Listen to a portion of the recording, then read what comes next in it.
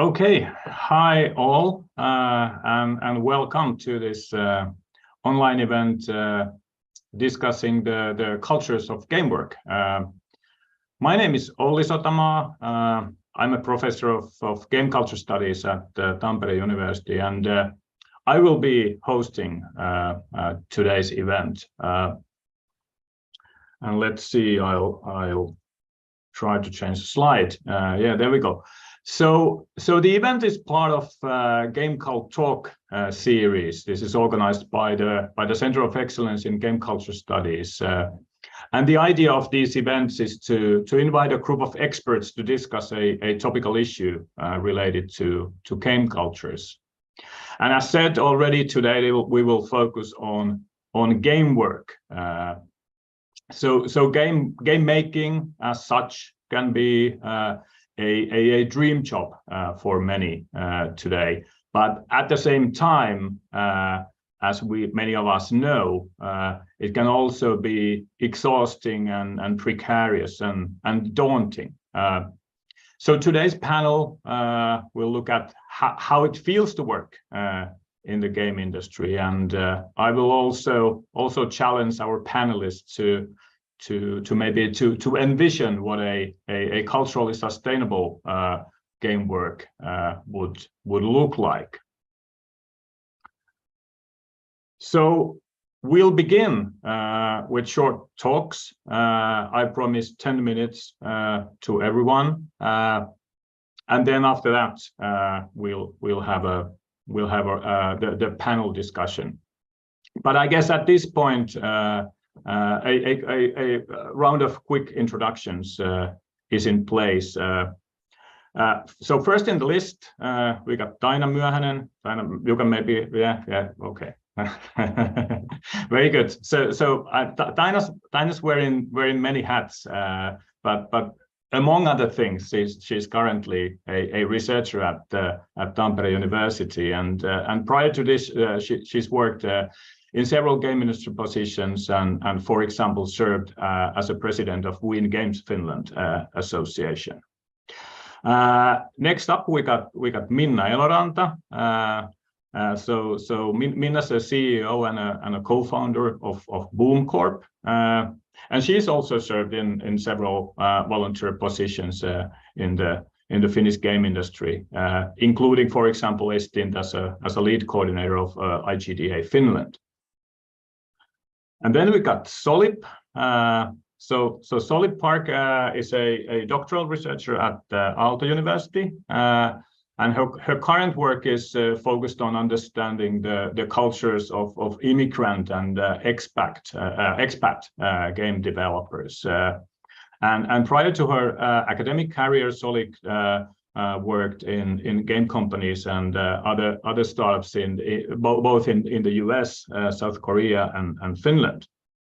And then finally, we got Emil Hammar, and Emil is a postdoctoral researcher at the Center of Excellence in Game Culture Studies. And today, today we're going to hear some early results from Emil's current ongoing research project that focuses on labor conditions in the Nordic game industries. And then we can move on to my last slide. So as mentioned, after the talks, we will have a panel discussion, and especially then we'll hope for questions from the audience as well. So you get several options to provide feedback and post questions.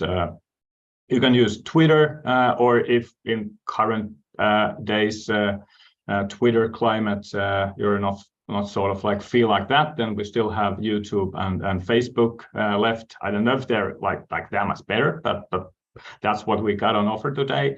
And my colleague Elisa Wijk, who also serves as one of the coordinators at the Center of Excellence, she will be closely following the comments and the questions, and we try to incorporate that once we get to the discussion part.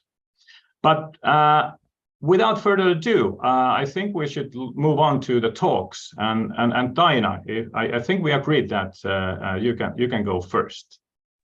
Yes, thank you, Olli. Let me set my presentation, which is always the hardest part. Olli, are you still sharing? Nope. Thank you. So let's see how this. And I guess at this point, I will ask other speakers to turn their cameras and mics off. So, and I should be actually doing that myself as well. Lovely. Okay, I hope you can now. I'm a bit unsure where's the camera for me at the moment. It seems it's over there. Okay, so I hope you can see my screen now. So hello, my name is Taina Myöhänen. Olli did a presentation already about me, so let me do a bit more, just a bit, not much. So I'm doctoral student in Tampere University. My thesis about diversity in the games industry. Why this is my main interest is that I've been a chairperson of We in Games Finland, which is the organization bringing more diversity and inclusion in the games industry. That was set up 2019. I started as a chair back then, and this is my last year because I think we need to have always a kind of a change to find the best possible solutions. So let's see how this goes for me. I'm also part of the game industry task force in Finland that is preventing the sexual harassment that has been going from 2018. I'm part of ICDA.org ethics committee, and there's various other things also, like different committees in Finland and with ministries that I've been part of and discussing about, mostly about technology and diversity and inclusion in there. Currently, I work as CEO of Forbidden Studios, and my first touch with the game industry was back in 2006, which makes me pretty old in games, and I've been working in different positions. When we talk about diversity, we can't unsee this news about, I'm not going more in details of this, but it's all news about how there is a harassment and misogyny and different kind of racism in an industry. And also we all kind of know these stories. We all seen these stories. And as a game industry worker, so unfortunately I'm using a different hats here. Bear with me. This is pretty much personal talk in a sense, like I'm changing my point of view, but that's me, unfortunately. So this affects me as a WICFI lead, as a task force member, as a game industry worker, and also as a game industry manager. So all these talks, they are also affecting us who are working in the games. And all of these ways are harmful ways. So they are not the ways that, you know, should be or could be the nice ones.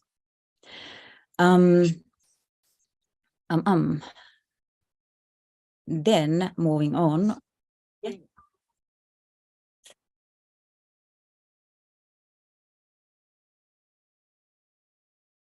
Oh, okay.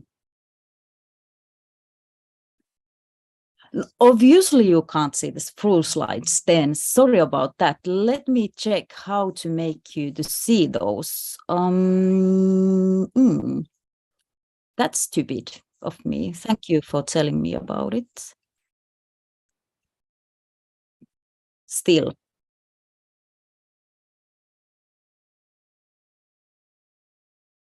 Where is the swap displays? Let me see. Is it working now? Thank you, because I can't see. I see other participants here where I should see. So sorry about that. So let's go. I did this, I did this, I did this, and here we are. So just to show you that lots of things were happening, obviously, with diversity and inclusion, mostly maybe with diversity in the Finnish game industry, or even before We in Games was set up. So for example, the Finnish industry code of conduct was published year before that, and it wasn't due to We in Games people, but the other active members and Neo Games, which was very active and has been kind of pushing also these things forward. And also the task force was established year before We in Games. So when I'm talking about what has been done in the for diversity and inclusion in the Finnish game industry, is not just for we in games or for any other organization, it's like multiple people doing the things, which is always my main point. But going back to when we in games was established, we started to have these questions like, how is the state of diversity in Finland? How many women, how many people from abroad, how many this and that are in the Finnish game industry?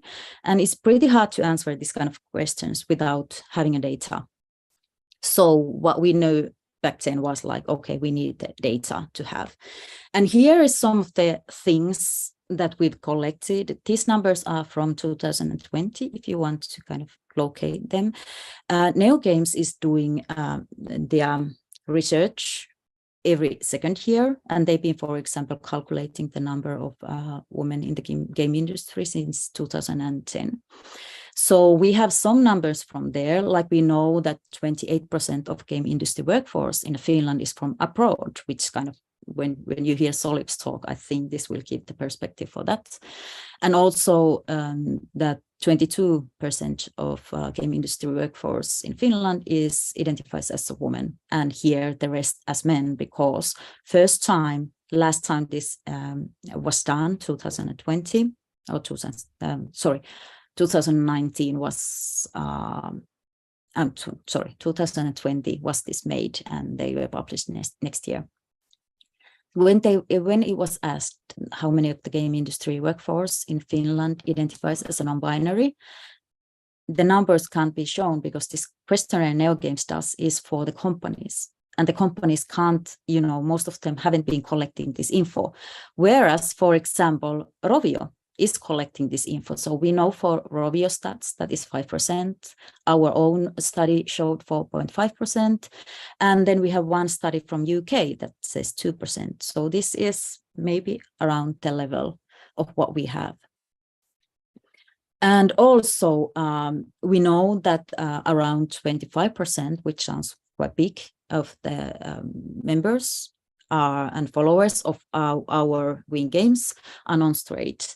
But to compare the UK study is kind of a good number. So nowadays it's kind of a similar kind of number. So it was more than 20% among that study. So even though we can't count everybody in for these numbers, we can't say that when we send them a questionnaire for our members and followers that it covers everyone.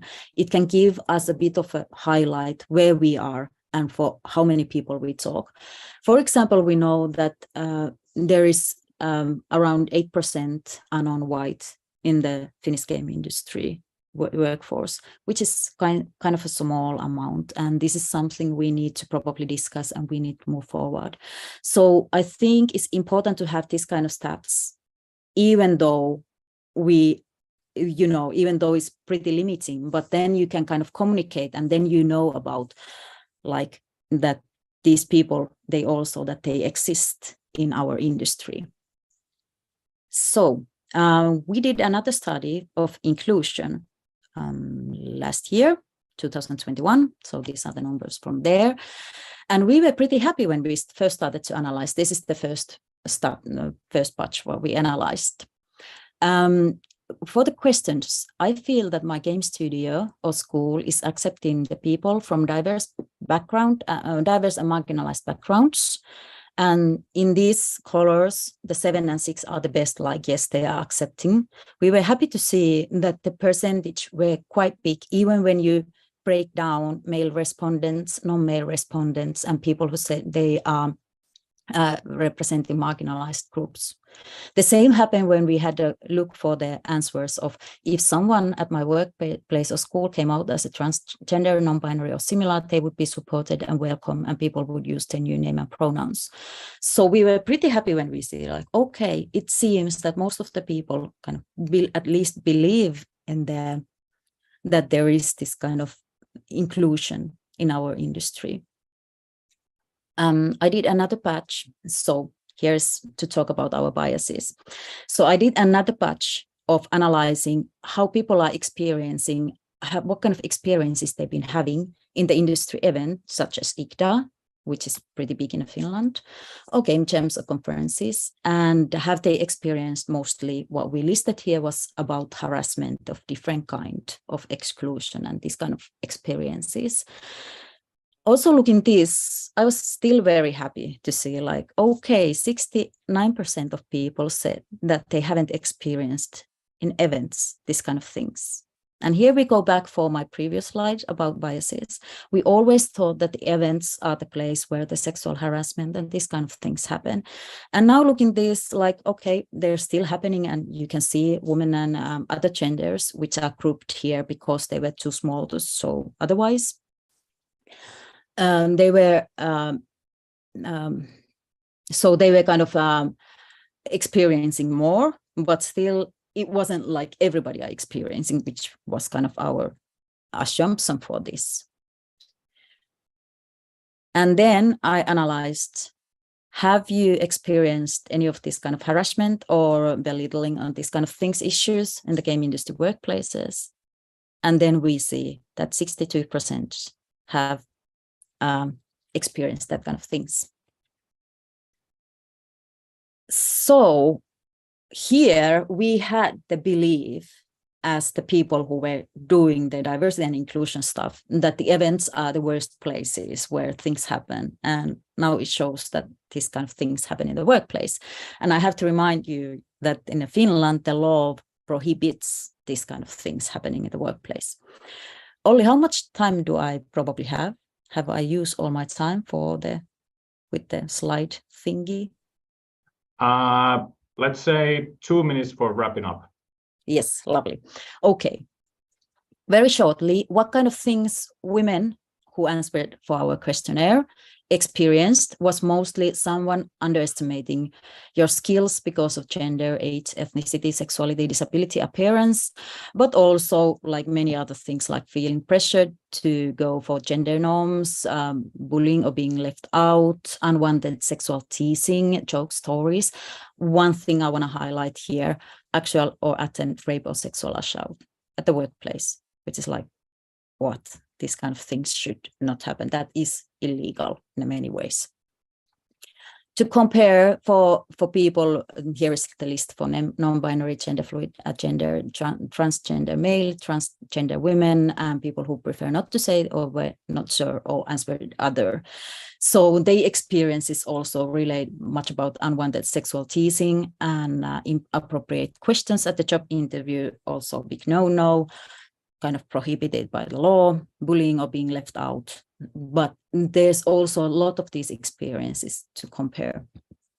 And then what men experienced was mostly being expected always to work overtime or getting paid less than co-workers. And here I'm not belittling anyone's experiences, but if compared, this is like some people just experience more and even a bit more serious kind of things. So we need the research to face the, what people expect and how people see the things from outside. So most of the time when you talk with the outside people, they think that all game makers are male, white, young, male. And this is something we want to kind of show with the graphs, like, no, that is not the case. But also we need to questionize our own things, like how we see our things, how we feel them, how we kind of see them going. And we need to focus on the research on the right problems. I'm going to stop here now. Thank you. Sorry about my things messing out with those. And if you have any more questions, you can always contact me. Thank you. Thank you, Taina, and no worries. Happens to everyone every once in a while. But hey, but actually, will not take questions at this point. But we'll move on. I do have something in mind for the discussion part, but then others can also join us. And next up, we got Minna Eloranta. Yes, we can see you now, Minna. All right. So you can take it from here. Yeah. All right. Thanks, Taina, for the talk. I'm going to share my screen. I also have some slides. All right, so the topic I chose today was kind of a reflection of working 2.5 years in a VC-backed gaming startup, but because the topic here is game culture and kind of culture in workplaces, I'm going to take that kind of perspective. I don't have a lot of time, so I'm gonna be quite brief with my points. But if you want to talk about this after the talks, just send me an email. I have my contact details at the end of these slides. All right, so I'm Minna. I'm the CEO and co-founder of Boom Corp. I've been working in games for 10 years in quite a lot of different roles and hats. Like I think it's quite common for in games to be working in very different roles. I've been doing game artist roles, producer roles, and now I'm working a lot in management, but also in producing and these kind of things. So we founded Boom Corp in March 2020, which was a very weird time in all of our lives. We started discussions before and thought like, hey, now would be a good time to found a game startup, but we wouldn't know that there would be a pandemic hitting the whole world for many years. So we then stuck to it and just kept on going. The founder team is 4 people. We have 8 to 10 years of experience working in games. We had this really shared excitement for game jams and doing rapid prototyping and creative things. So that kind of got us together to publish our first game, Boomslingers, which gained over 2 million downloads, and we raised 1.8 million euros in funding during the past 2.5 years. We grew the studio to 10 people during these 2 years. We just had to downscale in autumn 2022 because of the current financial situation and the current kind of economic climate in VC startups. So right now we're back to the 4 founders and working on new games. Just before I go kind of to the more culture side of things, just kind of a recap of kind of the business side of things we've been doing in the past 2 years. So we created a game called Boomslingers, which is a turn-based action game. We kind of call it Angry Birds meets Worms. So it's a sling-based worm-style game. We got a lot of downloads and grew a big community around the game, over 14,000 people in our Discord. But during the 2 years we worked on it, we just couldn't find a way to make the right product decisions and grow the metrics into a level that would take us to our next round of funding. And as a startup, you always need to find a way to make your startup even more valuable. That's kind of the name of the game here. So even just working on a game that stagnates is something that cannot happen. So that's why we're in this situation right now. And we kind of bet on the game to grow into the stable revenue stream for us so we could start making new things. But in the end, we didn't have enough time, so we had to downscale. And kind of going to the culture part of this, before we founded Boom Corp, I knew that the startup world, the reality of it is quite harsh, and there's long hours for founders and only a few succeed. So it was very important for us that the time spent working would be fun and worthwhile, regardless of the outcome, which means basically, even if we go bankrupt, we can feel like, oh, wow, this was so much fun, and we enjoyed our time, and we worked hard, and we got somewhere where we couldn't have gotten without this. And that's kind of something that was the base of how I wanted to build a working culture at Boom Corp.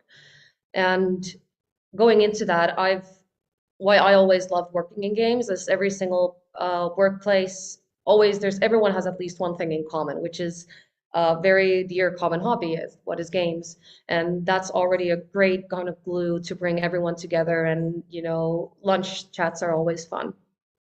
And as I said, kind of startup life is risky. It's not only risky for employees and it's risky for everyone. It's risky for the founders and employees because you never know what's going to happen if there's a new round of funding or not. So it was important for us from the get-go to have proper compensation for employees, freedom for them to choose how to work. And that kind of results in more happier people and people who feel like, okay, I can go forward in my life, despite maybe this isn't going to last over 2 or 3 years, but at least I'm having fun while at it. And stressed people are not really good at being creative, and it's always better to feel relaxed, and that's how you kind of get the most out of that. And because only a few startups succeed financially, we wanted to celebrate the small victories as well. When we pushed out a new update, when we have a holiday, we wanted to celebrate these things and have fun with them. So kind of the time spent was worthwhile by itself. And when you're going fast in this startup environment, it is quite hard to stop and appreciate all the hard work, because you're working in a mindset where it's, okay, what's the improvement I can make? What's the next thing I can do? So every time we kind of stopped and just celebrated. On the right, we gave some medals out when we created a new major update and made our own mead and all of these funny little things. In the end, now looking back at the 2.5 years, those are the most fun moments we had and kind of the best memories of this time.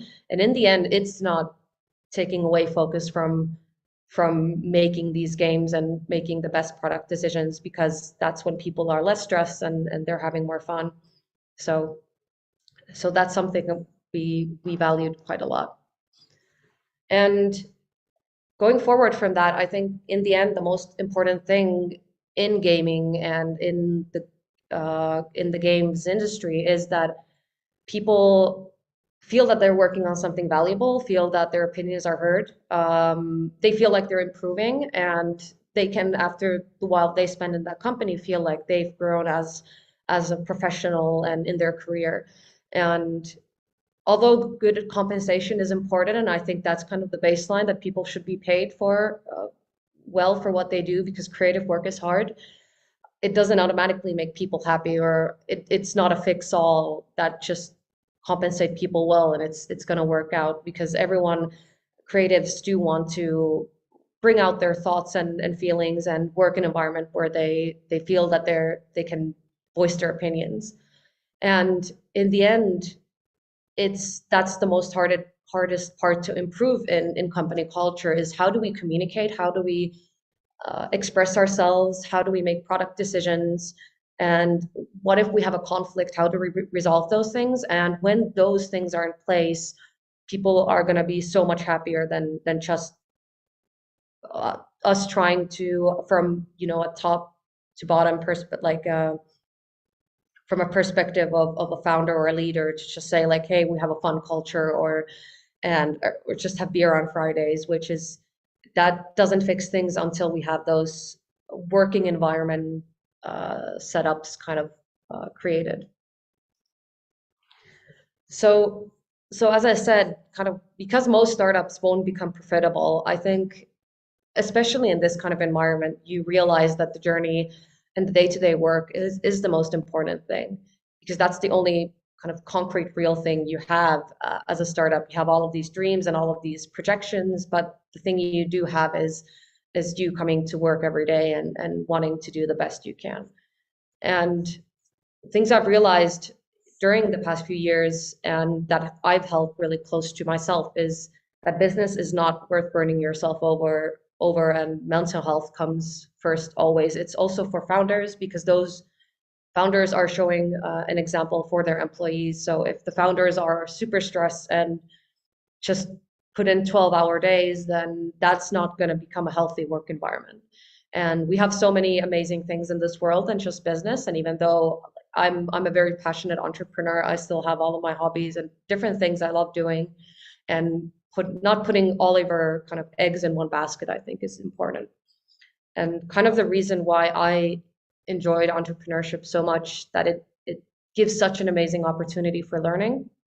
And there's always something to learn from every situation. And the reason is kind of, when you're in a leadership position, you have zero things to hide behind. You just can't say, well, this is my boss's fault, because you're the boss. So you can always, you have the power to react to things. You have the power to affect your own thinking and how you react to things. And I think that's very amazing. And my general sense of the whole games industry, I'm very grateful for all the help we've received and all the support. And I think there isn't a better place to become an entrepreneur than the games industry, because people are super supportive and they always want to help you, and they really appreciate those who take risks and follow their vision regardless of the outcome. And that's really amazing. Kind of as my last point here before I end my talk is, I really do believe that it's not only in entrepreneurship, but anywhere is making sure that the journey is worthwhile. And I don't think I would have wanted to do this as long as I've done if I would have had that eye on the prize mentality. So just enjoying every day as it comes while also moving forward, I think for me has been a much better perspective in terms of mental health and liking what I do every day, instead of thinking like maybe if I just put in just a bit more work, then we'll succeed. And like I said, most startups don't succeed. So there's always that risk of becoming bitter or burning out because of those thoughts. All right, that's all. Thank you. Thank you, Minna. Unfortunately, we sort of like cannot have the great applause with this setting, but yeah, that was really insightful, and I definitely have some questions about that. But right now, in order to get to the discussion part, let's move on and welcome our third speaker, Solip Park. Hello, thank you for having me. Supposedly the screen should work. Yes, I guess. Okay, thank you for inviting me to this great event. Like it has been introduced, I'm Solip Park. I'm a doctoral researcher and comic artist, currently based in Helsinki at Aalto University at Espoo. And I'm part of the game design praxeology group led by Dr. Anna-Kaisa Kultima. And I've been studying immigrants, expatriates in the Finnish game industry since 2020. And I'm also drawing a comic based on this research findings overall. And all the images that you're about to see in the screens are hand-drawn by myself. So if you happen to take a screenshot or post about it, feel free to tag me on Instagram. This is part of my research popularization to help communicate with game developers as a researcher. So I'll get going. So I'm going to use a word called game expats. This is sort of like every word that I've been using to define who am I researching about. So in terms of game expats, means game developers that experience either assigned or self-initiated migration, primarily due to their game profession, but with or without concrete long-term future plans for a settlement, in this case Finland, directly or indirectly due to precarious job contracts of the video game industry. So I was battling with different type of terminologies like game immigrants, game expatriates, etc. Actually, some of my research respondents, the participants that I met throughout the research, some of them are actually not open or keen about being called as immigrants or expatriates. So the terminology is a little bit vague here and there. So I've just decided to go with the word game expats. Could be a very temporary term until we have more concrete word defined. But this is the word that I'm going to use throughout this presentation, just to let you know. So I do studies about game expats, and why does this matter? Because they are there. Already, Taina's presentation already showed us statistic, and it was also in my previous slides that 28%, based on the survey from NeoGames 2021, revealed that 28% of people working in the Finnish game industry identify themselves as coming from abroad, immigrant background, etc. Roughly a similar number can be found also in other countries. So I found the statistic also in the UK, Czechia, also in IGDA, like the global survey, game developer satisfaction survey from IGDA also revealed that roughly 20 to 30% of game industry workers that we can identify in all these countries are coming from abroad.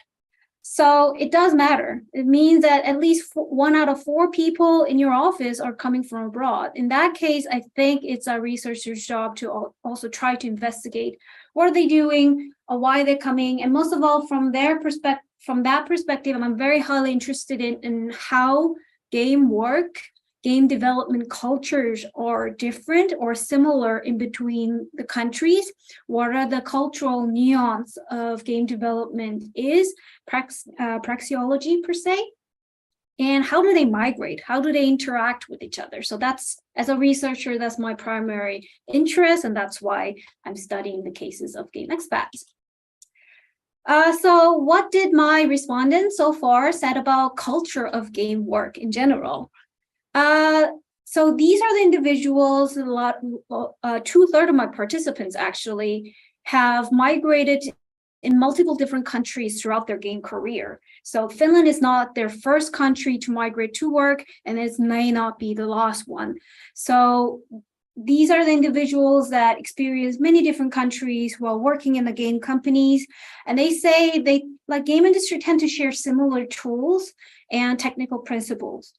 Well, not surprised. We have a lot of game engines, game platform, distribution channels, somewhat like a globally, somewhat cohesive throughout, especially depending on the gaming platform and genre. Game expats, therefore, are kind of expected to be immediately put into work. So you need a software or computational competence. You need to understand certain tools. You probably need some certain of skill set in order to get into this global value chain of game industry.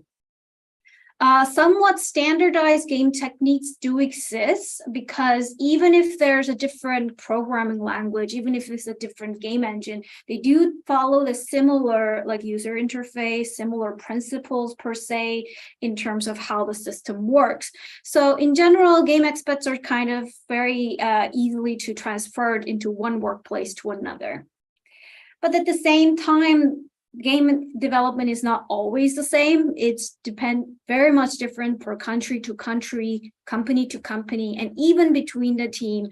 That's what my game experts respondent had told me so far. So there are many different choices of tools. So out of various different tools out there in the world in game development, you have to choose which tool to use. There's also a lot of soft skills that involves in game productions, how to communicate, which task will be set in priority, how the decisions are being made in the team, how the communications preferences in between the teams and genre preference between the game developers, and so on. So there's a lot of cultural nuance per se. And it takes months or even years for cultural adjustment from moving to one country to another in the game work, even if you work in the same genre and same platforms. Leadership does matter. Top-down HQ influence does matter a lot to local studios. So for example, if the leadership and HQ and all those KPI report procedures and goal-oriented attitudes are placed in the company, directed by, let's say, HQ in California, for example, then the game company local studio located outside of California may like to have a certain influence of those type of structures all the way across the earth. So if the HQ is located in the UK, if HQ is located in Finland, they definitely their culture also tend to migrate around the world, but not entirely, but like more hybrid in a way, mixed also with the local studios bottom-up influence as well. There's also a class stratification happen, unfortunately. So there's like a global value chain. Some are valued, some are lesser valued. There's a huge gap between in-house game developers versus outsourcing game developers. Obviously, outsourcing game developers are not counted in a headcount in the company size.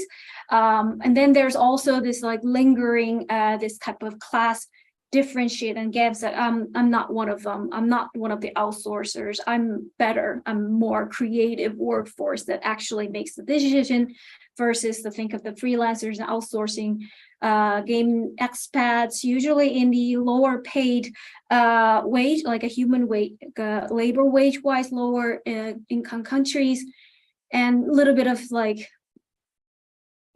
making separations that they're not paid to think. I'm paid to think, that type of lingering kind of stratification is unfortunately present. And this is not just the game industry. We can also find similar patterns in many other entertainment cultural industries, for example, films. So what Finnish game development culture is from the game experts' point of view. This is what my respondents have told me so far, is that game work culture, game production culture in Finland is generally very open, in a say that there's a little bit more easier to share knowledge because the company size are generally small and the community size is generally small. We're talking about roughly 3,000 game developers in the entire game industry in Finland, not counting those ones game expats working abroad in freelance and outsourcing agencies, but roughly 3,000, that's generally quite small. I used to work in the Korean game companies that one company had more than 3,000 people. So we're talking about the many different size variations here. Because a lot of people kind of generally know each other, you have to be nice to each other, and it's generally easier to share the knowledge. And also there's like a legal or systematic sort of supports that allow the game developers to share their internal know-hows and tips to other game developers without concerning being sued by the companies, for example, non-disclosure agreement. There's NDA, of course, here in Finland, but it's not like strongly enforced. And a lot of the internal information about the companies, like how much money the company makes, how much the profit out of it, those numbers are generally openly shared inside the company and then kind of also shared among the local communities here and there. So that was one of the interesting part about game work culture in Finland, according to our respondents. But at the same time, it's very close as well because it's small. There's lesser resources for talent recruitment. So generally, companies tend to hire based on referrals, hands-on hiring process. Not all games jobs are being posted online, for example. And generally, it goes around the telephone, said, yo, do you know like this person? Have you worked before? How do you work with? Should I hire him? That type of discussion is surprisingly well common in the game companies in Finland. And some game expats thought it was very shocking that their job is depending on the reputations, not just their skill set. So this is kind of like where this cultural encounters and surprise kinds of comes in. And based on that, we're kind of wondering about whether this like game work culture in Finland is sort of homogeneous per se. A lot of the game expats have said that the companies are demanding for something called cultural fit, so that immediately being able to put into work and without disturbing the existing office culture of that game company. So it doesn't matter whether you're coming from abroad, from across the earth. Hopefully you prefer similar game. Hopefully you use similar game development tools. Hopefully you are in the same like attitude and then friend like actions in the office, so you can immediately blend into the office space, which generally doesn't work like that. Like I mentioned, game expats tend to experience several months or even years to adjust to the Finnish society. So you're kind of asking about impossible here. So, and then from there were some game expats that were pointed out that their game development practices or preferences being called as issue of wrong. So either you're wrong or right. That game is right. That game design element is wrong. You know, those type of, rather than considered as different, is more like you're not fit or you're fit. Therefore, if you don't fit, leave. You know, that type of lingering kind of individualizing their migration stress was present around our game expats, which is sort of alarming for you to say. So I guess this is going to be one of my last slides. Finnish companies are very multinational in terms of ethnicity, gender equalities. We're getting in there. But then at the same time, is it actually multicultural? Is the work practice, work cultures actually accommodates many different type of game preferences and practices? Like I said, people like different type of game. Game like feeling a playfulness game, oh, this game is fun, is very subjective manner, and it's also very cultural. But at the same time, Finnish game companies generally tend to kind of prefer certain type of culture of games in terms of development so far. And it's in the process that we're now acknowledging these issues. Maybe we have to kind of enforce that game development is a very cultural activity. There's no right or wrong answer, but different. So we have to also think about the game development practices, genre preferences, design preference from abroad to actually like work on this together to make a better good. So that was my presentation. And just few days ago, my new academic paper was published. You can find it online, and you can also find me on Instagram and other various social media for comic. Thank you. Thank you, Solip, and congrats on the paper. I didn't have the time to read it yet, but it's on my list. So looking forward to that. But hey, let's move on. And our next speaker is Emil Hammar, and yes, I think we can see your slides now. So perfect. Thank you so much, and thank you, Solip and Taina and Minna, for some very interesting talks as well. I'll just be talking about or presenting some of the data that I've been gathered for the research project I've been doing for the COE Gamecult. Emil, super quick question. Yeah? We'll now turn off our cameras with Solip, and then you're good to go. Sorry, were you going to say something more, or? No. Okay. This is good. Good. Yeah, and so because these are like more initial findings, it'll also mean I will kind of bombard everybody who's watching with a lot of data or results, but hopefully it'll make sense. And of course, this video as well can also be paused, so you can look into the specific slide and see what are the results and linger more, think more about what they actually mean. But so just so everyone knows in advance that you might be bombarded as such. But I'll try to like keep it brief. So basically, what I've been doing for this project is trying to look into how or what does it mean to develop games or work with games when you live in the Nordics, and specifically in Finland and in Denmark, where I'm also from. And the motivation for this project is basically also because the dominant media discourses around Gamework, or about what it means to develop games, is very much focused on North American context, right? You usually hear these stories about crunch, about labor conditions, unionization, and so on in the US or in Canada when we talk about work conditions or game work in general, right? And so for this, there's the under research area of Nordic work conditions, because especially what's interesting in this specific example is also the role of the Nordic model, meaning this so-called Nordic social democracy. You know, we have more social safety nets, we have better work conditions, we have collective bargaining agreements there. There's unemployment benefits, there's free healthcare, all these various things that might support or alter what it means to develop games or the general work conditions in it, right? So that's kind of the motivation for why we want to look into this. And in terms of like existing research, I'm not going to like list all of it, but in Finland, we actually do have like a corpus of different surveys, of different statistics, and also we have published academic research from the COE Gamecult. Whereas in Denmark, actually, it's a bit more barren. There's not that much research. It's especially not any published research on the game industries and what it means to work in the game industries in Denmark and Finland.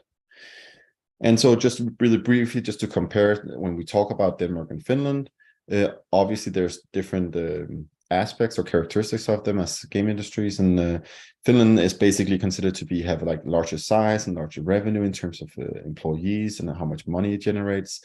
Educational institutions are also very different, but more generally or more specifically, you could say that Finland has a larger geography and also transport infrastructure than Denmark. That also alters how this the Finnish games industry is characterized compared to Denmark. But in general, when you look at both of them, you have this kind of same composition in terms of you have these very big fish, if you want to call them, big game studios or companies who take up a lot of the air in the room or a lot of the revenue. And then you have lots or many more smaller fish who take a much smaller piece of the pie, you might say, right? That's the case for Denmark, and that's the case for Finland as well. And what also you will also see with the data that I'll be showing is that both of the countries will be relying on mobile platforms. At least that's some of the existing researchers shows this. But especially in Finland, it's very typical to see, especially from the data that we have as well, that people talk about mobile being very dominant in Finland as the major platform to develop for. So basically, I'm not going to go too much into the methods that I'm using, but we send out these surveys. We also done expert interviews, and we also do follow-up qualitative interviews with the respondents. And in terms of the number of respondents we got for the Finnish survey, we got 49, and in Denmark so far we've had 29 respondents. So it's not like a major number, and this also means, of course, you have to take the data with a grain of salt, and in terms of how conclusive or indicative are they really about the issues that they're covering, right? In terms of the gender composition of the respondents, you see in Denmark, or the Danish response, we had many more men, or more men at least, that responded. You have more women who responded in the Finnish survey, right? Which I guess is the what do you call it, the composition you see here is of course not as reflective as what Taina was talking about earlier in terms of the general statistics we have on the Finnish games industry. In terms of the age composition, we asked about, are they 20 years and below, are they 21 to 30 years old, and so on and so forth. And you see in the Finnish respondents, you have many in the 30 to 40 years range, whereas in Denmark you had more, actually a higher representation of people who were above 40 in terms of the composition or the percentage of respondents, right?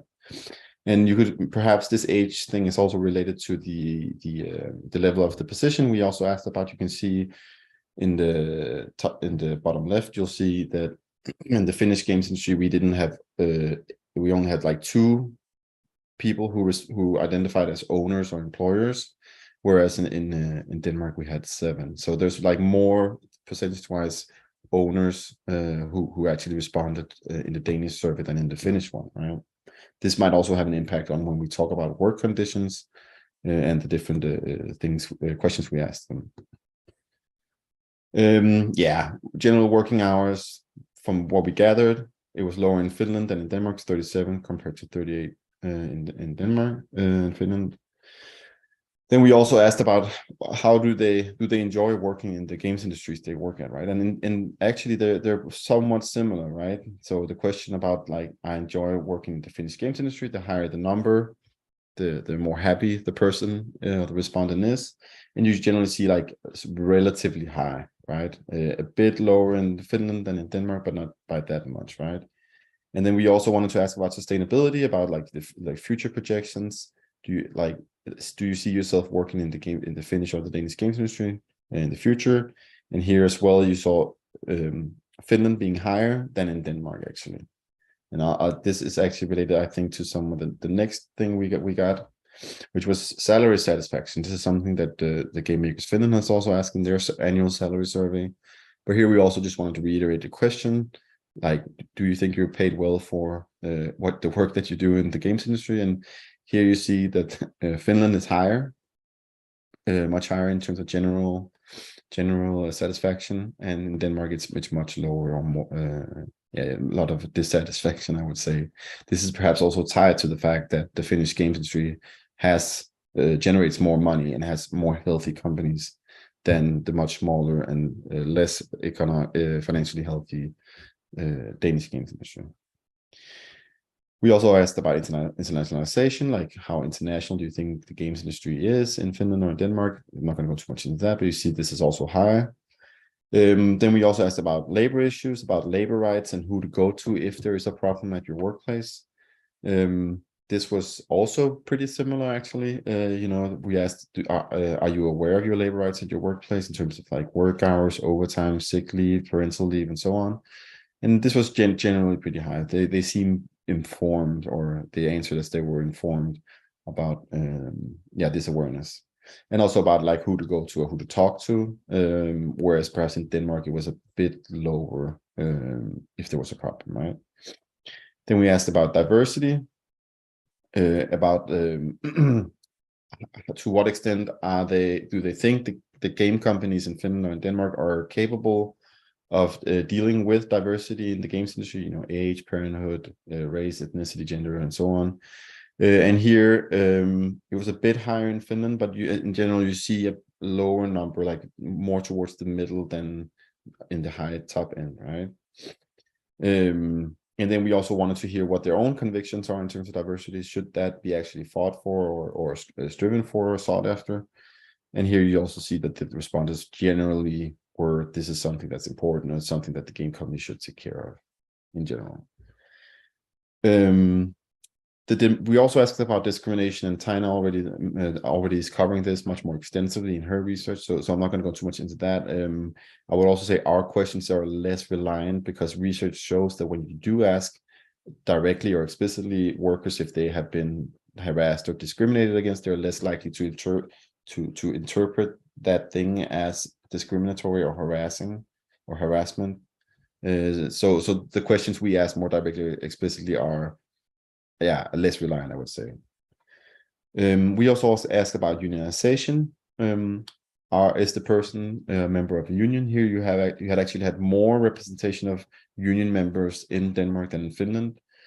However, what was interesting is one of the questions we had was union. To what extent the person thinks unions play an important role in ensuring healthy and sustainable working conditions in the games industry. And here you can see the Finnish result in the bottom left, and you can see it was like around 3, and on average you had a wide range of different opinions about that question, whereas in Denmark there was a lot of people who said that that unions don't play or do not play an important role in ensuring these better, healthy and sustainable work conditions. So that's also something to think about. Maybe that also has something to do with the amount of owners or employers who were answering the survey, of course. But that's a different discussion, of course. In terms of like more general statements we've got from the respondents and from the follow-up interviews, a lot of them, I'm not going to go into each of these many points also in terms of time, but what we saw generally across both Denmark and Finland is that there are somewhat good working conditions. They're like the Nordics are nicer to work in. It's healthier. There's more benefits. There's a social safety net in case something goes wrong. We have free healthcare and all these different things. A general comment we also got was the flat hierarchy in work in game companies. You don't have this very explicit or formalized hierarchy in terms of the boss and the leader being away in their office and never talking to the low level workers, right? So here in both in Finland and Denmark, this was somewhat equal, right? In Finland, a lot of the people were actually talking about the mobile focus. A lot of them didn't like that a lot of the game companies focused on mobile. That was some of the major trend. And also the weather also came up for some reason in Finland, but not in Denmark. And in general, most say that they are paid lower in the games industry than in other industries. They could go to the tech industry and earn more. That was another thing they commented on. In terms of when we asked about what could be improved, and I'm running out of time here, so I'll just like go quick around. But a lot of the Finnish responses focused on remote work. That was one of the major trends. And another thing was openness to juniors in terms of growing talent and inviting newcomers into the workplace to get experience, right? And just to summarize, in terms of if we compare the both industries, you know, a lot of the discussion of the comments were about the social safety net and about the Nordic model making things easier. However, the games industry is still lower. You receive a lower salary. There are less, but both countries were less happy with their work salaries, and in general they were, but otherwise they're fine with the work hours. It doesn't seem like too many were talking about crunch as such, or at least in terms of average work time. Right? The differences between the countries is, of course, the geography. Those some of the things that emerged from the data. Also, the role of the unions that I mentioned. There was some discussions about diversity in the qualitative data as well. And here in Denmark, especially, was a bit different in terms of wanting diversity or looking towards diversity. So this is only the initial findings, but if you want to like look into further future research trajectories, I think what would be interesting to look at or investigate is the geography and the remote work in Finland, what that means for work conditions. There's also the fact that a lot of the respondents, they view themselves and, in Denmark and Finland as relatively happier and fortunate. They compare themselves to the US or Eastern Europe and other like less hospitable game ministries in terms of sustainability. However, I think it would still be important as critical researchers to also look into like how do exploitation still works in these so-called social democracies, right? Because regardless of the being happier and having more sustainable work conditions, you still have the antagonistic relation between capital or the boss or the owner versus the workers who generate the profit, right? Yeah, and so I guess one of the questions could also be, so why do people stay working in games under relatively worse conditions in terms of salary, for example, when the Nordic social safety net exists, right? It is possible to go somewhere else. So what is it that drives people to stay, even if they're unsatisfied or dissatisfied with their workplace? Yeah, so that's me. Thank you so much for listening, and yeah, you can always contact me on either of these two emails. Thanks. Thank you, Emil. Yeah, that was a lot. Yeah, I definitely have some ideas about this as well. So that's really great. So I mean, like at this point, maybe it's a place to thank you all speakers very much for your insightful opening statements. And right now it's the time to move on to the actual discussion. And this is also the moment when I will ask you to once again turn on your cameras and mics and join us in the discussion. So and maybe also one more thing. I'll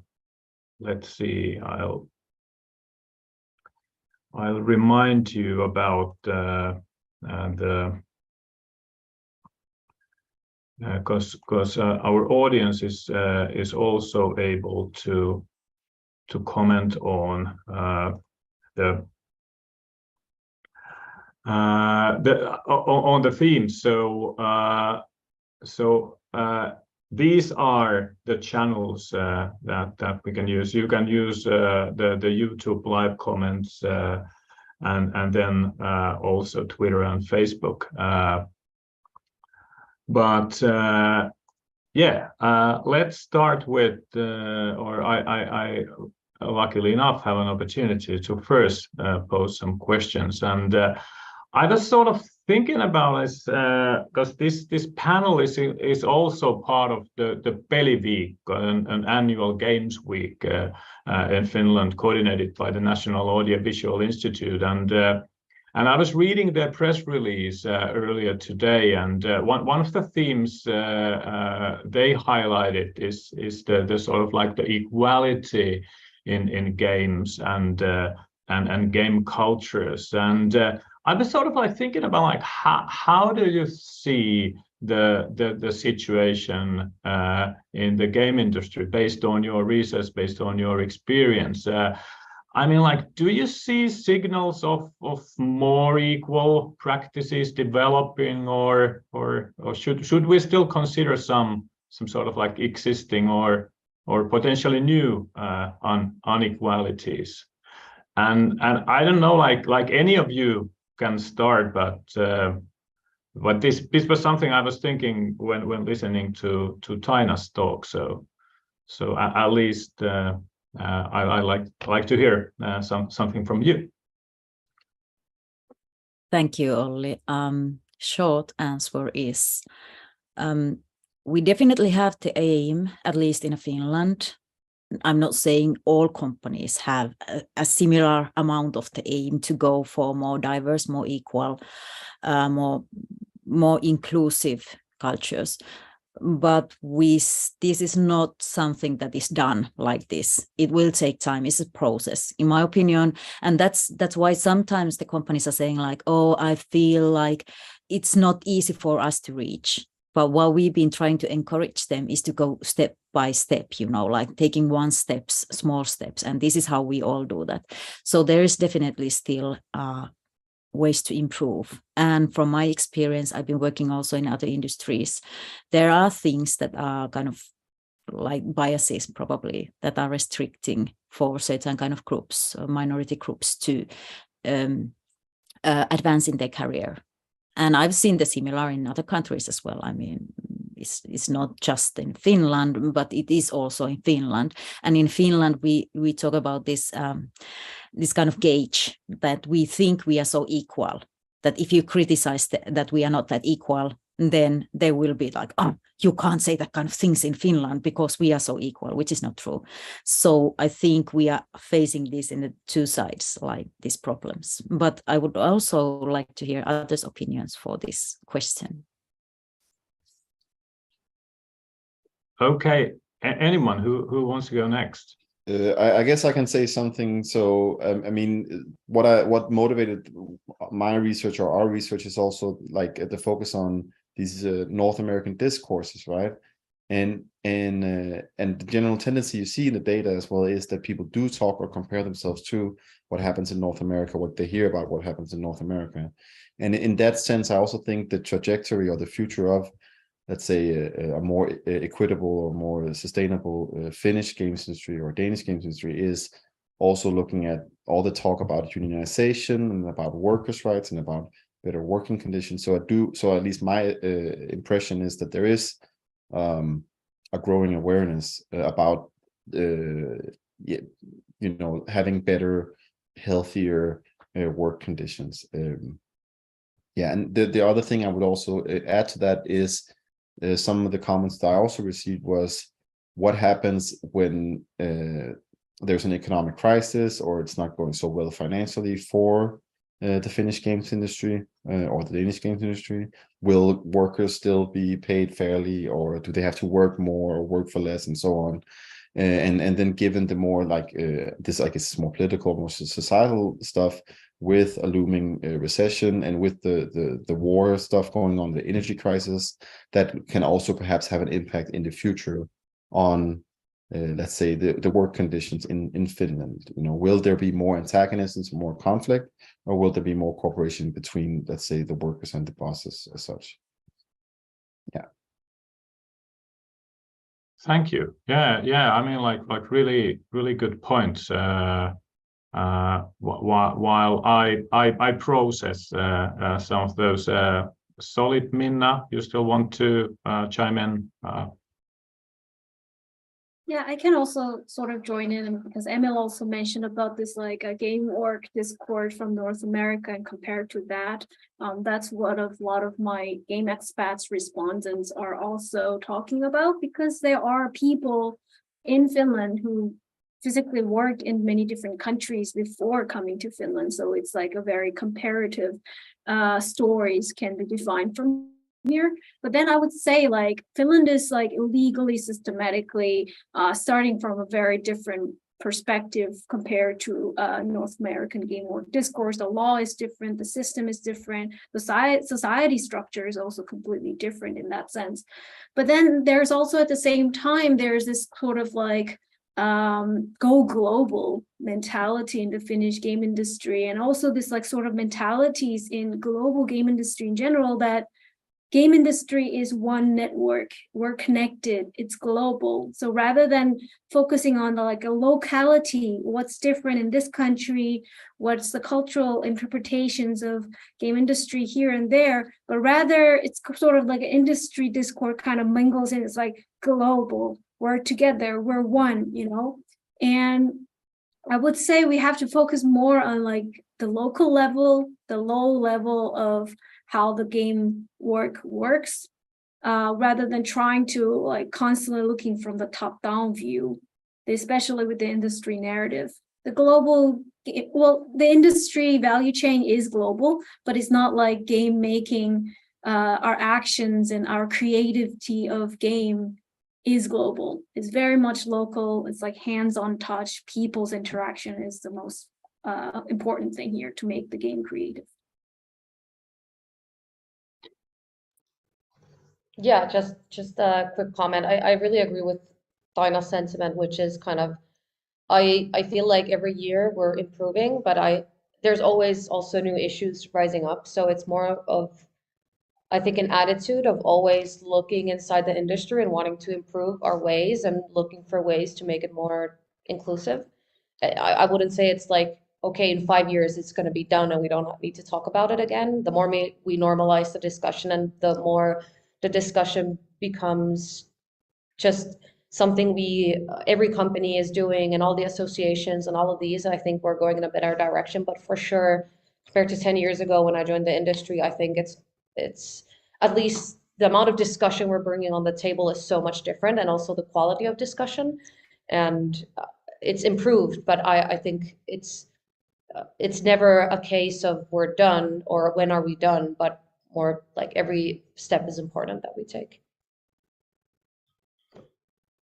Very good, thank you. Now that you Minna said that, I was like, there's one thing. Well, several things in your presentation. I was sort of like started to think about, because you sort of like hinted about this importance of sometimes sort of like stopping and reflecting on your practice, and how that's sort of like integral also to sort of like succeeding in a longer scale, and also like whatever sort of like I guess this is something like maybe I wanted to hear this, but there's also some talk about the sort of like the importance of creating alternatives for the sort of like the current culture of speed and the sort of like acceleration and sort of like constant hurry.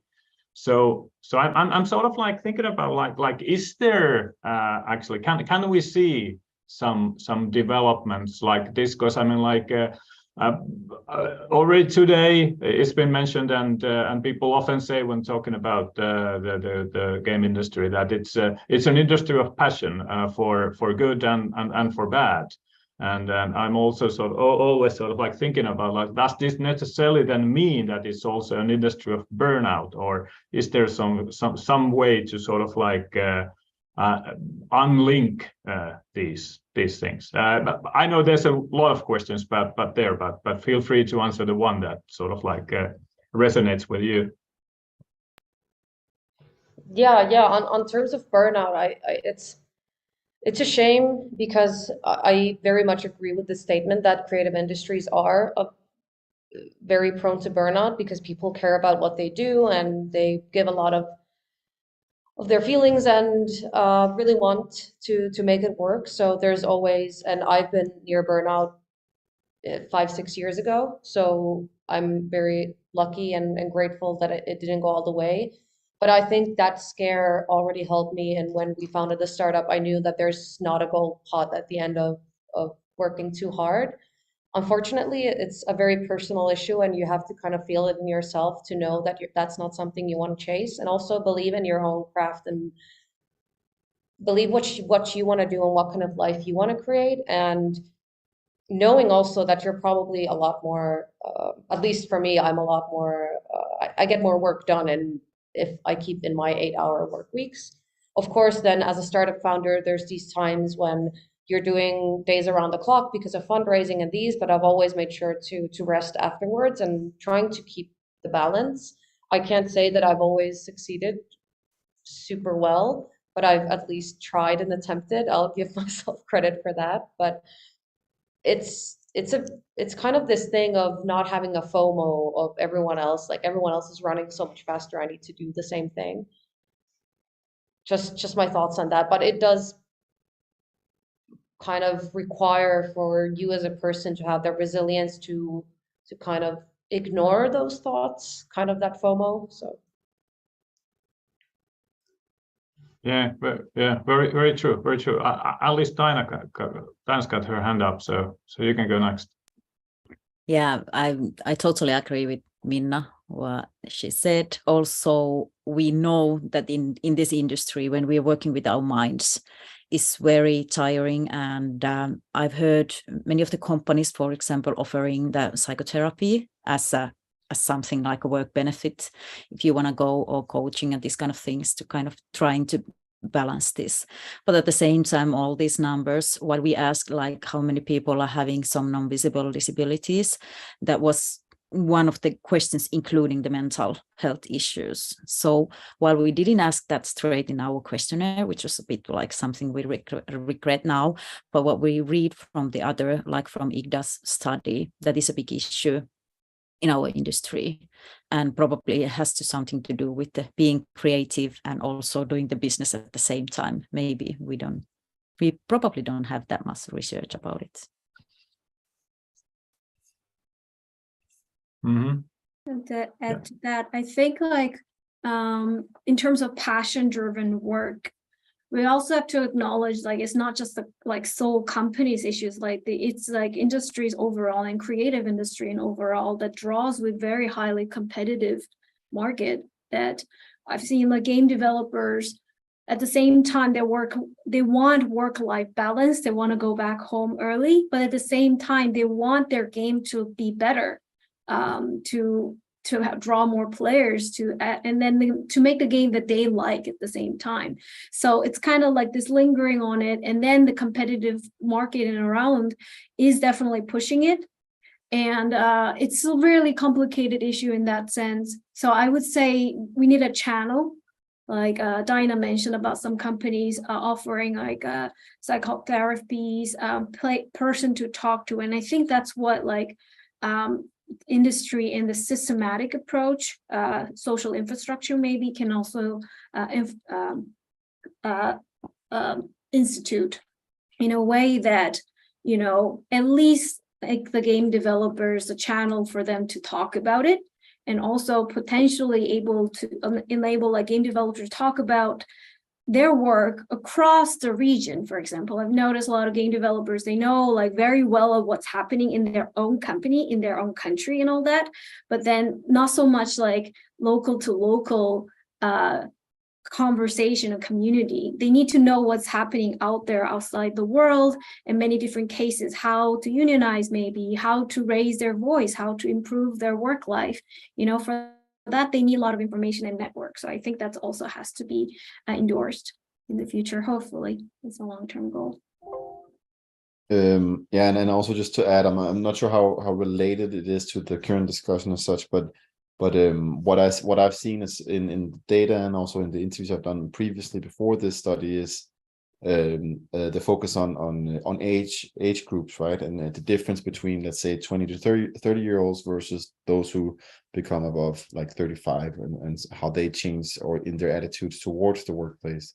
And in general, you do hear that people who get older, who establish families, or who simply get too old for the game work, or the game work life, if you want to call it like that, they simply say, I no longer want to work these longer hours, or do the crunch, or do other things that might be too taxing for me at this age, or my other responsibilities as such.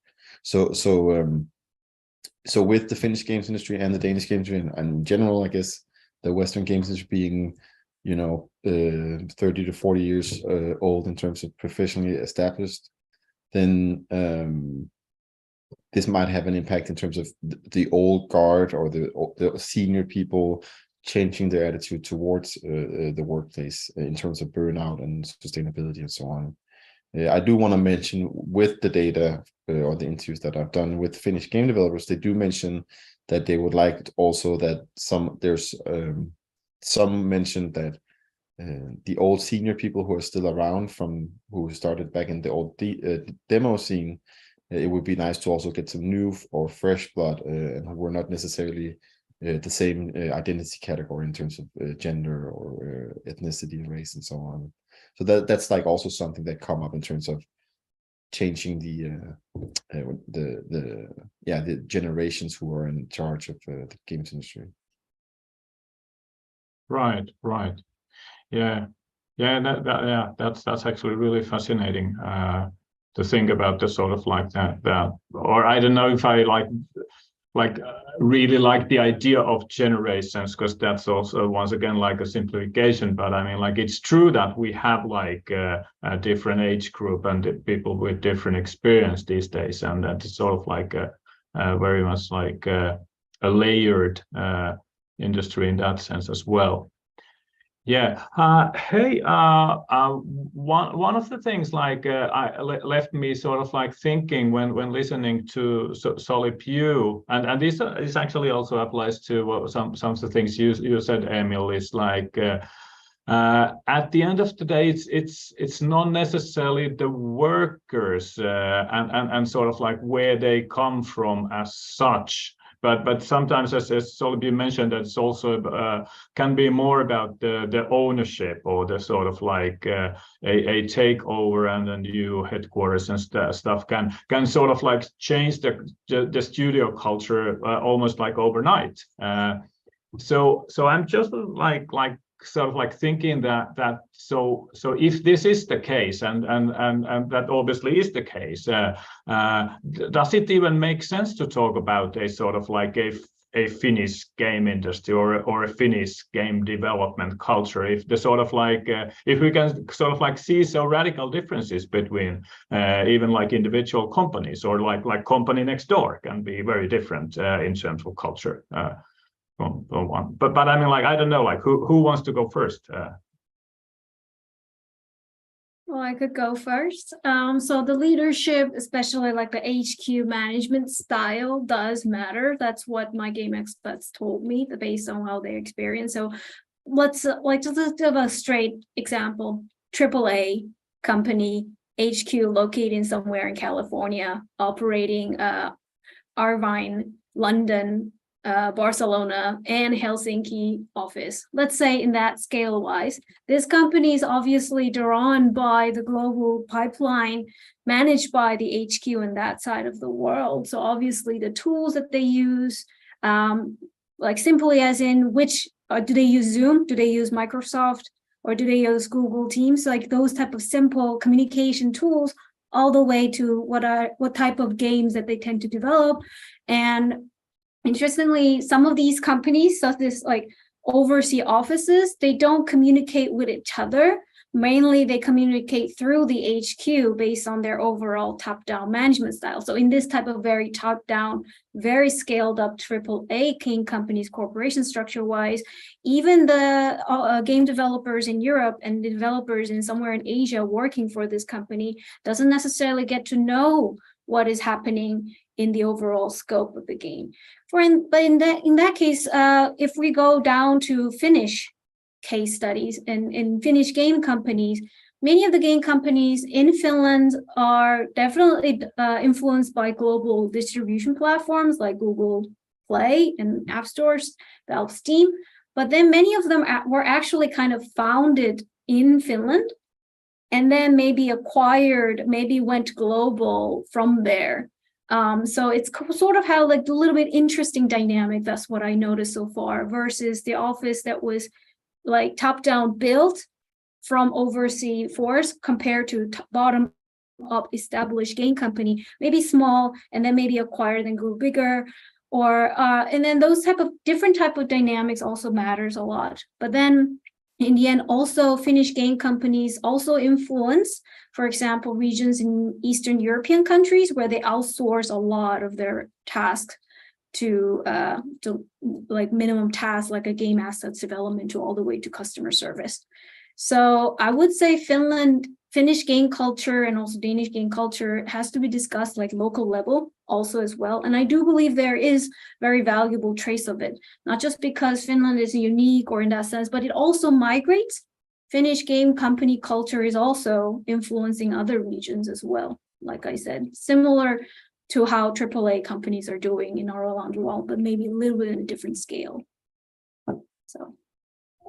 Yeah, sort of. That's actually funny you mentioned that, because that's also some of the comments I've got in the survey, precisely about someone or a couple of people who at least responded that they used to work at a Finnish game or Finnish owned game company, and then they were acquired by I think it was a US company, and then contrasting their experiences in terms of work culture, in terms of labor laws and expectations, and how things got changed around by being acquired, right? So suddenly they had to reposition themselves and their own everyday workflow just to accommodate like both the schedule, but also the rules and also the culture.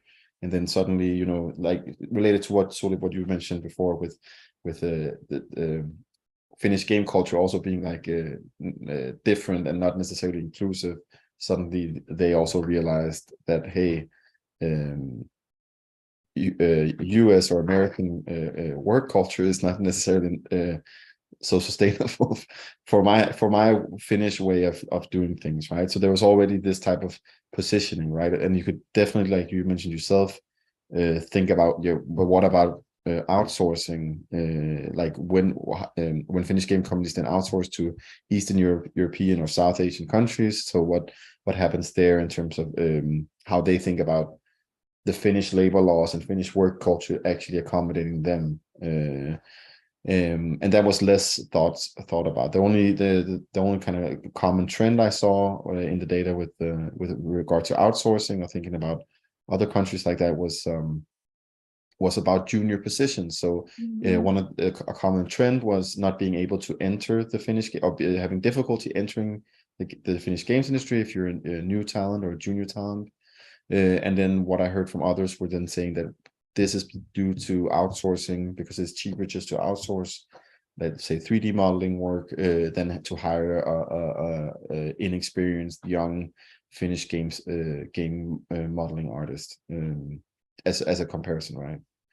But a second thing I would also say in regards to the international focus is one thing I've heard from also a union organizer, a union representative, talking about how the laws that one of the difficulties we're facing in terms of, let's say, ensuring standardization and ensuring healthier working conditions across the value chain or across the international work culture of the games industry is that the labor laws are all national, or they're always only focused on Finland or on Denmark, so never in India or in South America or in Eastern Europe and so on, although the EU might have something to say with that. But regardless, the labor laws are national and domestic focused, but capital or the economic flow and the value chain is international and doesn't have the same difficulties, right? So that's also a thing to think about in terms of the domestic versus the international question.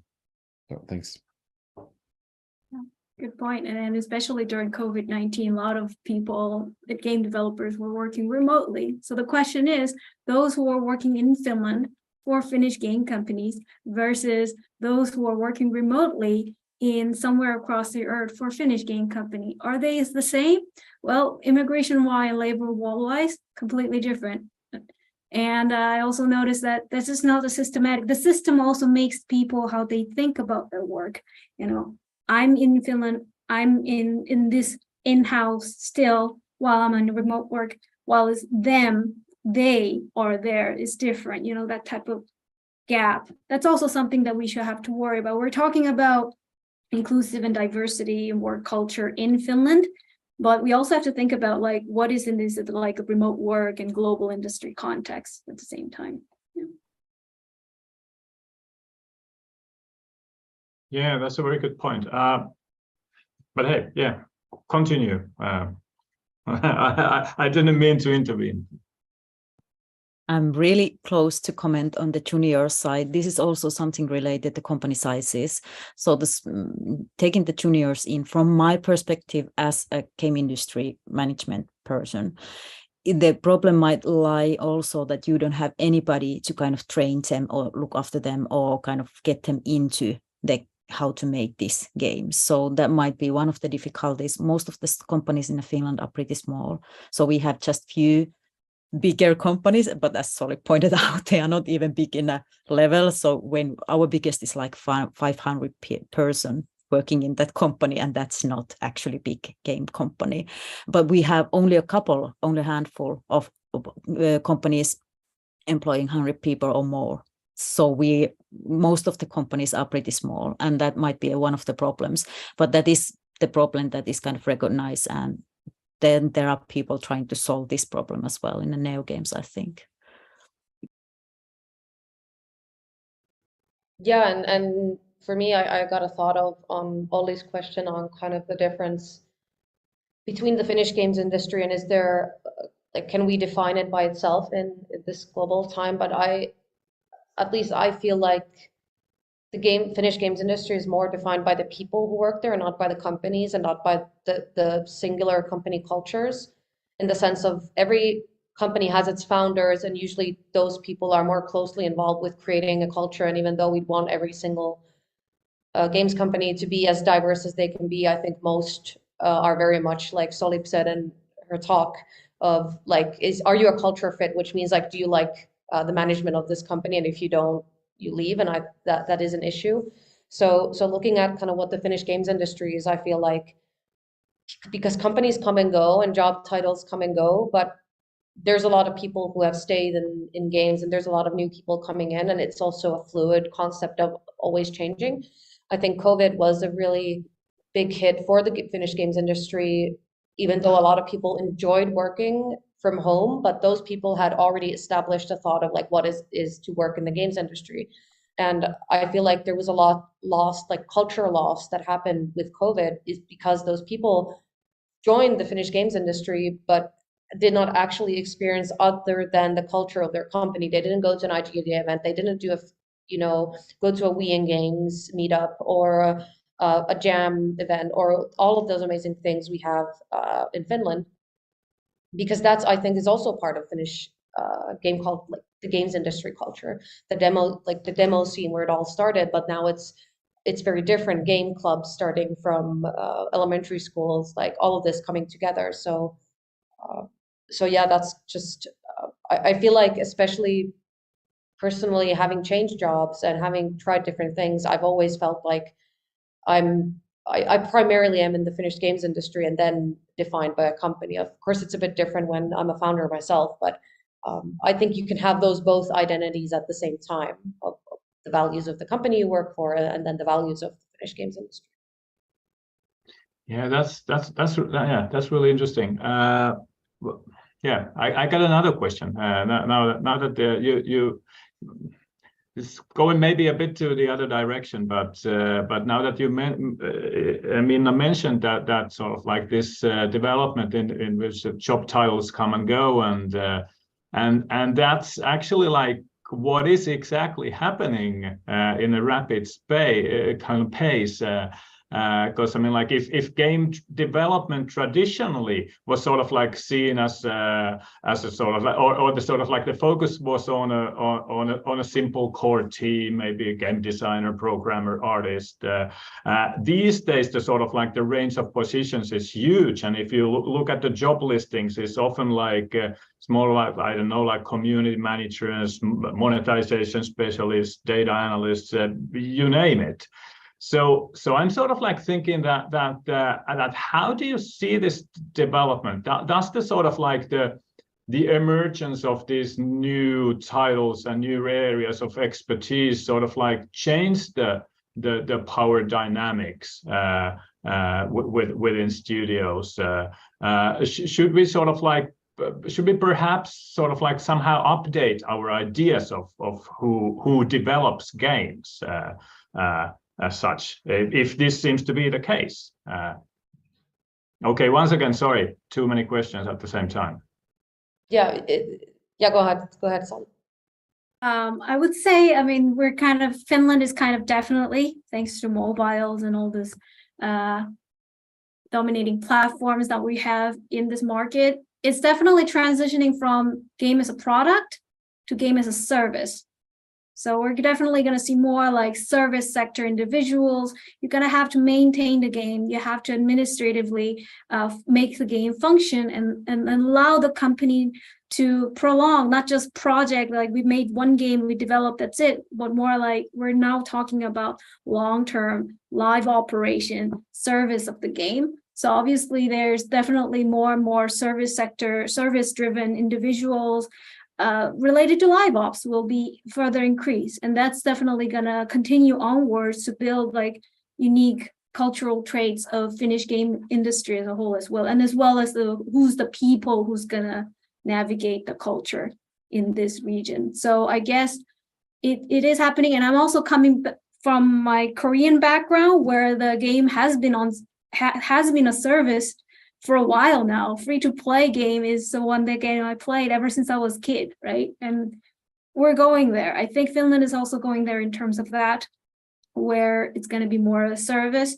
And there's no right or wrong to that, for example. Like, we cannot just stigmatize that, oh, like, we just value game core developers and rest of the service people are second citizen. No, it's becoming like the game industry itself. We cannot just categorize who's more valuable work for versus who's not. So it's just one of the another different cultural like patterns that we're going to embrace. It's not about right or wrong. It's going to be different. Yeah, and I think personally I think it's always been an amazing experience working with people who do not come from a traditional gaming development background.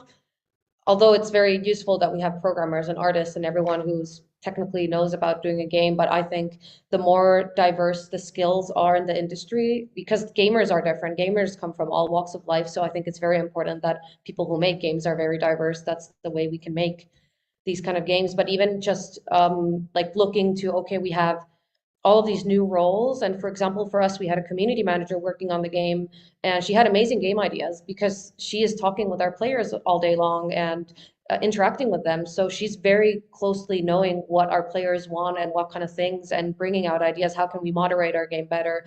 These kind of things that a game designer who's not working with the community wouldn't know. So this is just like one example of when people come from different backgrounds and are focusing on different things, we can create better games essentially. And I think it's always interesting when there's someone who does like a career switch, you know, in their 30s, 40s, let's say they're an architect and they want to start making games. What are those games going to look like? And there's a game team here in Tampere who are have worked in construction and social care, and they're doing amazing stuff. And I think it's very important to bring your own background and be proud of that you don't have to have played all the 1,000 same games that everyone else and have to be in the same cookie cutter type of like game culture, like have that same history in games. So. Yeah, very, very true. I would also, sorry, Olli, I would also like just to add in regards to the specialization or the multiplicity of different roles that have emerged or that we're seeing is, and I know I'm sorry to come across again from the point of view of according to departure in labor, but what we've seen, especially with the disputes between bosses or companies versus workers as such, is union busting tactics, such as saying that you cannot form a union because you're too specialized, you're not part of this particular group of game workers, so therefore you're not allowed to form a union with the rest of the company. We've seen this last week, I think, with Activision Blizzard doing this against Raven testers, where they say this is a specialized skill, therefore you can form your own union, but not as the rest of the company, right? So I think the specialization discussion or conversation also feeds into these types of issues with regards to, I guess, solidarity, working together, or organizing, where you go together as workers, right, and not necessarily as fragmented specialists that are not necessarily agreeing on everything as such. Yeah, but I just wanted to add that. Thanks. That's a bit shocking, though. Like, yeah, like this, you're not a worker, you're a specialist. How do you define that? Like, you know. So some of the systems are really arbitrary in that sense. In terms of, like, Taina also mentioned about the issue with the junior hiring, and we also briefly talked about that as well. In terms of Finland, I think like immigration policy in terms of getting the expats is getting better, but in terms of it's still not benefiting juniors. And I think also it's kind of also related to our Minna and Emil's discussion about the cultural fit as well. I mean, you can train juniors how to use Adobe Photoshop, but you cannot train those students the culture, the fit. Like, do you like the culture of this company that you're about to get hired, etc.? How do you work? The soft skills that are required, communication method and stuff. Those are the things that juniors do need support to get on board. And I believe Finnish game companies are somewhat lack on that. Like Taina mentioned, many of the companies are too small. They're bootstrapping themselves. They don't have enough resources to accommodate the juniors, as well as the arbitrary sort of system that defines specialists. There's also a specialist residence permit in Finland that cannot accommodate junior workforce, for example. So we have Aalto University and also Tampere University, we have international students graduating from game education. Can they actually get the residence permit, residency right, and able to go into the game company where the company prefers people who already knows the culture of this company, or rather not keen on training the culture in that sense? How does this juniors can actually get a job in Finland? So that's always also the lingering questions that I also fear. I couldn't agree less. It's this. There are, as you mentioned already, if you are a person who are not from Finland, the getting, in the games industry is double hard, and the system behind is kind of making it hard. If you lose your job, you may have to leave the country, which is like horrible situation for many. For regarding what we discussed about the different positions, what we had, I still very well remember the times when we had these discussions. Do you need a HR person in the company, or do you need a separate marketing person? So I think we've been getting pretty far from that. And I think it's very good that we nowadays, we understand the need, and we also understand that somebody who is doing, let's say, HR doesn't need to know everything about the games, because the task is not related to that, but is more about related to laws and how you take care of the people in the company.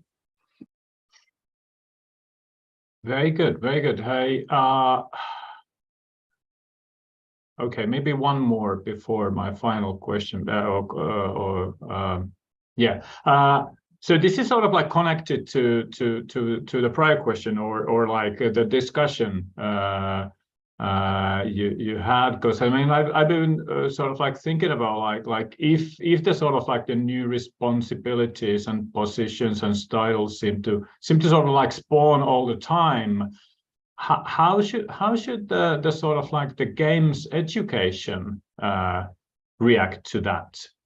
Is there something we as educators in this field could do better, or any ideas related to this? Maybe I can quickly catch up, because I also do teaching in school at Aalto University. This is actually like the biggest question for game educators, I think. The software, the market trend changes so rapidly. So by the time these students graduate, by the time they go over with the internship and provisional work time, then what's going to happen, right?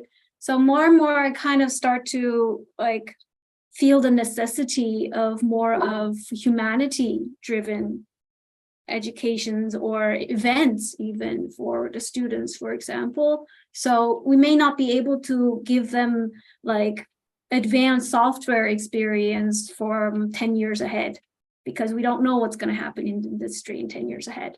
Whereas then we could teach them how to cope with different culture when you move on to a different job from one company to another, or to the company. How would you react when you encounter someone coming from a very different game history background with a very different gameplay experience, and try to put together in a team community to build a nice game that we can play together, those sort of feeling.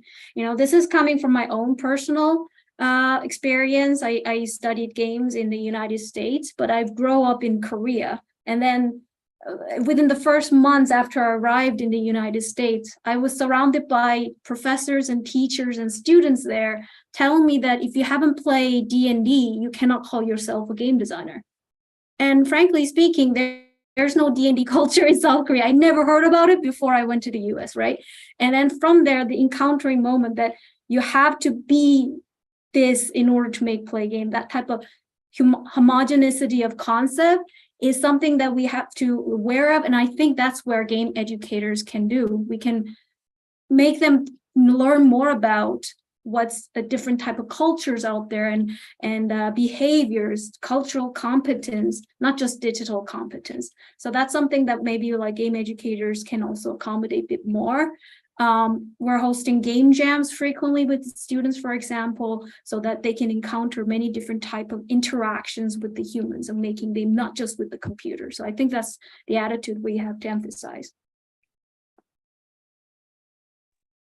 Education is always a couple of years behind. I think this is the situation, but the things that there are things that don't change, like the game making is usually very communal, so you need to work with many people at the same time. You can't just work on your own, and you need to integrate, and that kind of things I think is important, that the schools will also give an opportunity and understanding.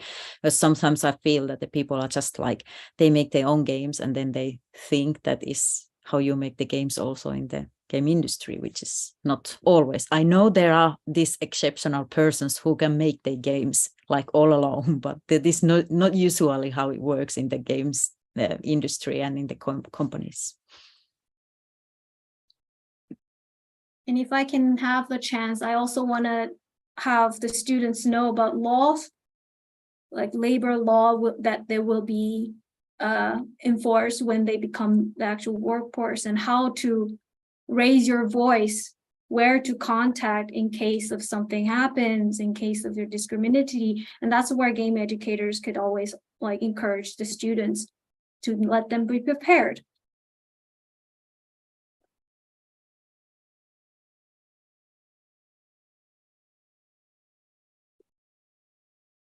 Okay. I'm sort of like, and by the way, this is one of the questions that was sort of like based on the discussion in the audience, or what Elisa had highlighted. I guess it's. I mean, like I really like the idea of sort of like not only informing our students about like how do we make games, but also about like what's the sort of like the climate and the sort of like the environment in which you then work. And I mean, like the sort of like the. We got an international program here in Tampere University, and some of my colleagues have organized already a few years ago these courses about personal game histories, which is like a really great way to reflect on your own experiences, but also to learn about like how others coming from maybe from the other side as well that may have like very different histories, or sometimes very similar, at least at some point. So that's kind of like a really important learning experience in that sense.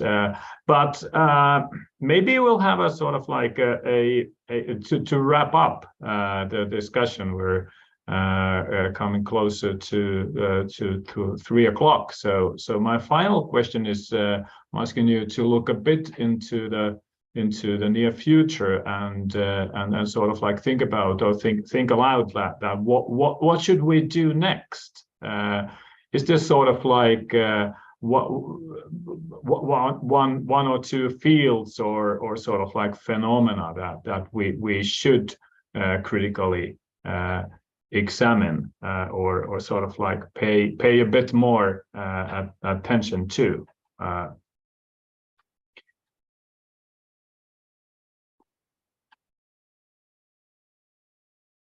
And this can be connected to that sort of like looking at the game industry, what's happening there, or maybe also, since we also have researchers here, we can also like what sort of like things we should research.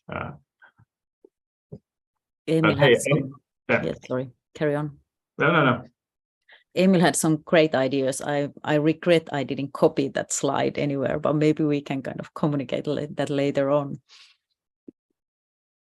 Yeah, no, of course, Taina, you're welcome to take everything from me or from the data. But yeah, I think I guess I think it is interesting if we talk, because we talk about Finland, or in my case, we also talk about Denmark.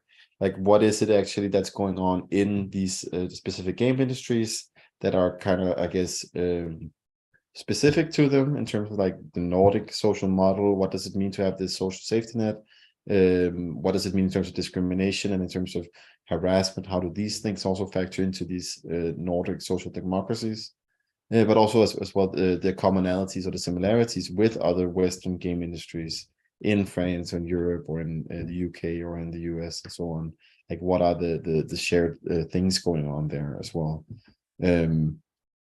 Yeah, I think that could be like an interesting future, I guess. But yeah, that's the immediate thing I was thinking of. I don't know about the rest.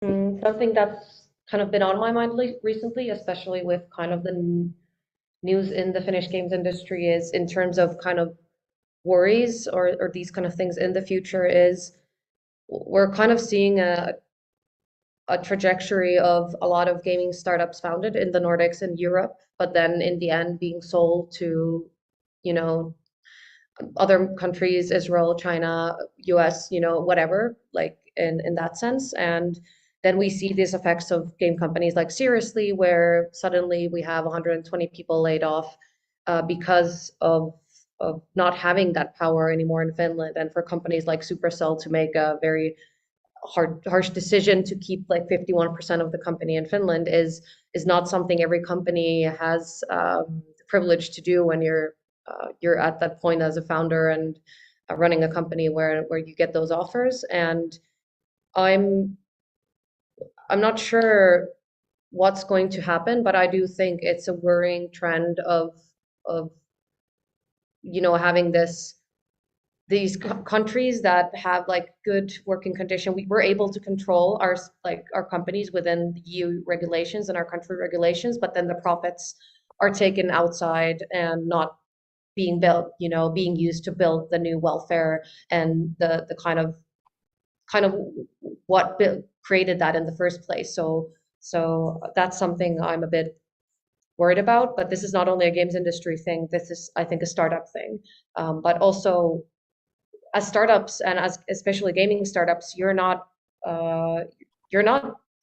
in a real place to compete with other huge gaming companies unless you have like a 100-person marketing team and UA team somewhere in other countries. So it's very, for the business, it's usually good to be part of a bigger company where you get that support, but then we no longer have that control inside. So I hope that we would get more big publishers and big these kind of game companies inside Europe as well. So I think that's more of the solution instead of not doing those deals.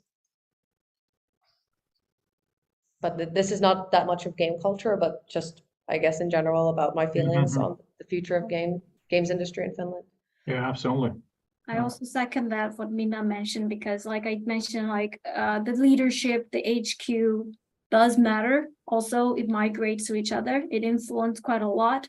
And we're talking about like, okay, so I just kind of really what I want to mention here is that game industry is big, is profitable in Finland, but it doesn't necessarily mean that it can move on without any support or any like nurturing. We still need a lot of nurtures for small companies and startup game companies, as said. I was also kind of encounter some really awkward moment in Finland where, well, game industry earns a lot of money, is successful. There's Angry Birds, there's Supercell game. Why do we need to support game workers, game industry? In that sense, for us, is like super shocking to hear that statement, but it is also true. It looks very gloriously profitable and successful on the surface to those who are outside of the game industry. I can get that, but it doesn't necessarily mean that all game companies are self-sustainable. Like Minna said, it's influenced quite a lot with merger and acquisition, global publishers outside EU, which is completely with the different labor logic and market logic.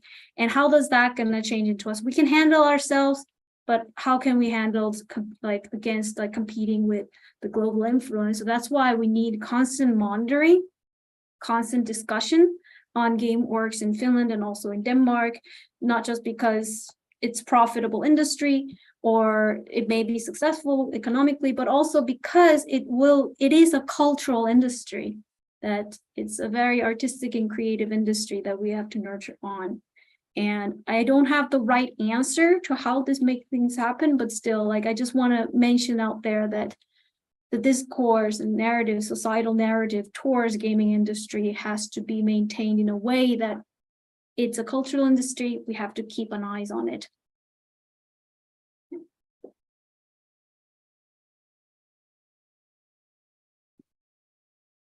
Very good. Very good. And that's also I feel that's it's a nice place to sort of wrap up our almost 2 hours. I know that the EU is keen on to argue for a sort of a European level innovation system, and based on our discussion today, it's sort of we maybe say that there seems to be no Nordic industry. So I'm not even sure if there's one Finnish industry. So arguing for a European industry might be a bit of a let's say it's probably more complex, but then at the same time it's also sort of based on the discussion, I think it's sort of clear that there are some lessons that can also probably travel from one geography to another or one field to another even, and then also another thing that I think we can agree on is that we still need more research on this, and also more sort of this sort of critical and fruitful dialogue between the industry and academia. But this has been, at least to me, a wonderful example of exactly this, and I was getting a lot of ideas during this discussion. So thanks once more, all the speakers. It's been a pleasure, and I think this might be the right time to sort of say bye to our audience, and maybe if you speakers still have a couple of minutes, you can stay here, and so a couple of things I want to say. But thank you everyone. Yeah, it's been good. Enjoyed it a lot. Thank you very much for Thank hosting. you. Thanks. Thank you for watching.